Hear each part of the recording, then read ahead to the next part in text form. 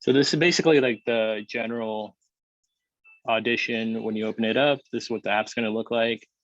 In order to start recording, you're going to go up here to new, and you're going to start a new multi-track session. So just click on that, and then you can name it whatever you want. So we'll just keep it as that. You can pick where you want it to be. So destination, that can be tricky sometimes. So just make sure you know where the file is, because you might like finish a session and spend a lot of time recording it, and then you kind of like lose it or don't know where it is. So I know it's something easy to overlook, but it's important to make sure you know where the file is. And then you have various templates. So depending on what you're going to be doing, radio voiceover with music ducking is one that I really like, but that's generally just going to be 2 tracks. So it'll be like a music track and an audio track, and it'll allow you to play music, and it'll kind of like, ducking means it'll just get quieter when you're talking and then louder when you stop talking. You also have like podcasts. So if you're doing obviously a podcast with like a bunch of people, this will give you like 7, 8 tracks. But it all depends. And then also just, I mean, a variety of different options as well. For Titan Radio and the shows that we do here, radio voiceover with music ducking is pretty easy, just because you're only really going to have 2 tracks. You can also do podcast if you're doing like an interview format or something. But we will hit OK. And this is basically the format that you're going to get. So here's the 2 tracks that I went over. They're already labeled. So you have voiceover, you have your music. This one has the ducking feature that I just talked about. It's already implemented in the track, so you don't have to do anything. You don't have to add it. If you don't like it or you think it's weird or whatever, you can always just get rid of it. And this right here will like turn it on and off. So if you want to see what it sounds like with it, without it, you can just do that. And then you'll have your session over here.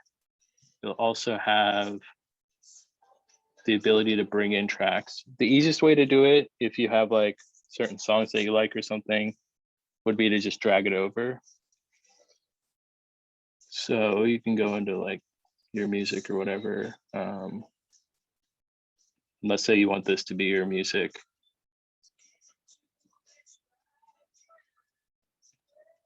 So that's your music track. And all you did was just drag it over. Super simple.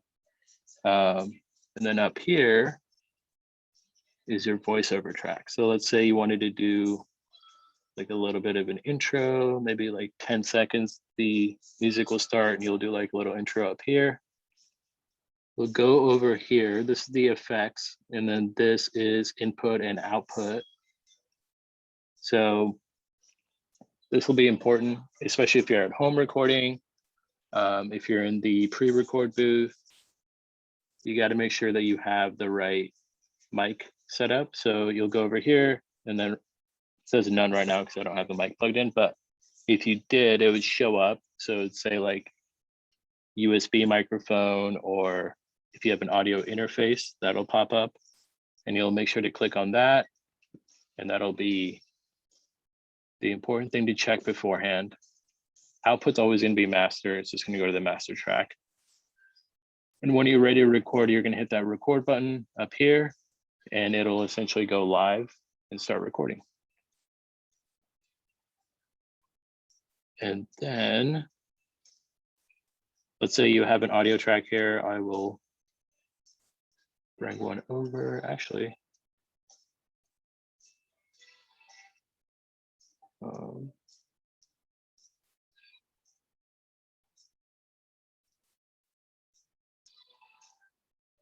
So let's say you recorded your voiceover track, and this is what you wanted to use for the voiceover, and this was music that you wanted to add. You have the 2 files like I talked about, and these are the general settings that I use for like 99% of the things that I do. You obviously have to like tweak them a little if you find that it's like too loud or too quiet or it just sounds weird. But generally speaking, these are all going to be super solid for you.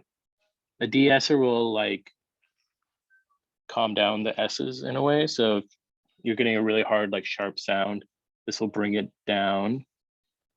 So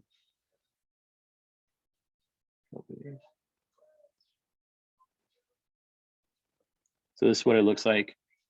The settings that you can tweak in this are high voice or low voice. So depending on whether you have a high voice or a low voice, you can do it a de-esser and a de-sure. So if you have like an SH sound that you want to kind of calm down a little bit, that would be the main feature. I think generally speaking, it's a good thing to do, even if you don't feel like it's too sharp. It doesn't really do anything like negative to the track. The other one that I use all the time is a hard limiter. Once again, it's, you know, super, I think, crucial to the track. It will limit the track to always peak at a certain level. So you're not getting like super high audio track, and it doesn't, you know, go beyond what it should be, which is generally -6 or -3. If it goes beyond that, it'll be really, really loud and it'll sound terrible and it'll be a big problem. So this is easy. All you do is just go to -6. You don't have to change any of this unless you want to, but I would usually just keep it how it is. The next feature is a single band compressor. I use the voice leveler. You can also do like a radio leveler. This will kind of just make the vocal track just be a little bit more even, sound better. It'll bring up certain lows and mids and stuff, and it improves it. The attack, the gain, various things on here. But the good thing about Audition is you don't have to really tweak too much of it. You can kind of just pick the one that fits according to what you're doing and basically let it go. Denoise is the next one. This one is super important. This will kind of reduce all the background noise in wherever you're recording.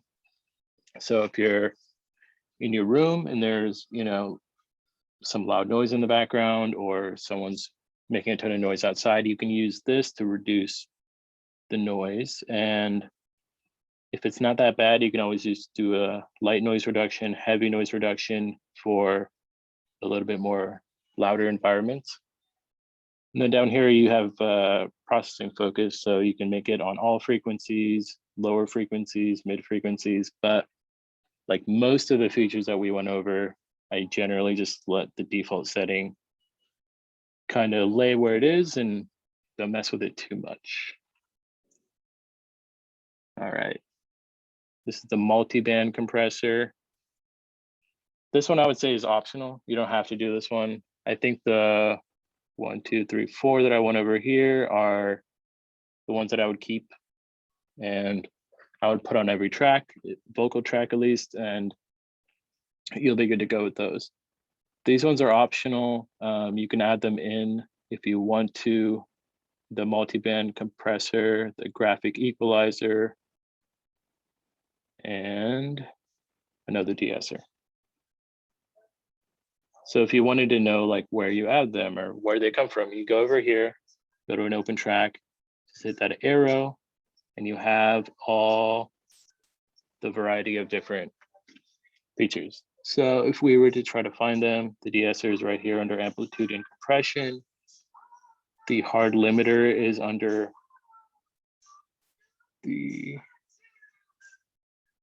I think here as well. Yeah, right there. So same thing, amplitude and compression. The single band compressor is also right there. And then denoise would be under noise reduction. Then if you wanted to tweak them or go into something, I mean, depending on your situation, you can always just click on one and kind of see what the options are. And some of them might work for you. Some of them might be really helpful. Also, it doesn't do you any harm to just click on it, do the default setting, try it out. If you don't like it, just turn it off, or you can go right here and just remove it. So that's what I would do for like a vocal track. For the music, especially if you have the preset of video or radio voiceover with music ducking, I kind of just keep it how it is. This is the default setting that makes it duck down a little bit when you are talking. I don't touch that at all. And the last thing I do is multi-band compressor is automatically on there, so don't touch that. I add another hard limiter on here, which, as I mentioned previously, kind of limits how loud the music can be. And this will kind of just do an overview of everything. So it'll essentially control every track that you have. So if you have 2 tracks, this will add these effects to both tracks and it'll be the final output for everything. So the master track is important. And I think you wouldn't want to add too many effects to here because you might have different priorities for this track and this track. So if you add one to the master track, it'll do it to everything. And that might kind of change the sound of how you want everything to be. And let's see. Let's say you wanted to add another track. You can go up here to multi-track, go to tracks, and you would add a mono audio track. So initially when you're doing any sort of recording and getting the session ready, you want them all to be mono. The final output for everything will be a stereo track, but don't add a stereo track into the thing. And if you really like this track, for example, you can go to multi-track, go to tracks, and you can duplicate it. Let's say you wanted to double it up, or you wanted to like take that out and you wanted to play that, and then these double up. Whatever you wanted to do, you have that ability as well. And then let's say you regret doing that, you can just delete empty tracks, or you can click on this and go to delete selected track. That'll get rid of that. Let's see. Another important thing is over here, you have your levels. So especially when you're recording, or if you're looking over a song, for example. So let's play this. Play. Why not play? All right. Let's say that it is playing and it's clipping up here, like -3, -0. That's the important thing about having a hard limiter on there, and automatically make sure that it ends at -6. So even if it's really, really low, you know, generally without the hard limiter on, it's at like -21 or something, which means it's really quiet. The bigger the number, the more quiet it is. The smaller, the louder it is. You want it to hit a -6. So you can hit that hard limiter feature or effect that I went over right here. That says limit to -6 dB. This is essentially your dB. And this will make sure the track caps over here. So it'll bring everything to the right level, but it is important to kind of keep an eye on that, when, especially when we're recording. If it's too loud, it is really hard to bring it down. You'll still get some sort of clipping sound to it. So just make sure everything is being recorded properly. So the level is a really good window to look at. This is obviously your work area. You can play, pause it. This will allow you to zoom in if you wanted to, zoom out. This will allow it to like stretch out if you want to really get in close and kind of figure out how to tweak a certain part of it. And then over here, this gives you information about the track. So the sample rate, the bit depth, it's all a little complicated, but just make sure you kind of want it to be at 44.1 and 16-bit. That is solid and gonna work for most tracks. You have a history of what you did down here. Don't really use that much, but you might have to. And this will essentially be all the files. So if you wanted to add a new file, or you didn't necessarily want to drag it over, you can go here to open file or import file, and it'll allow you to bring it in. Cool. All right.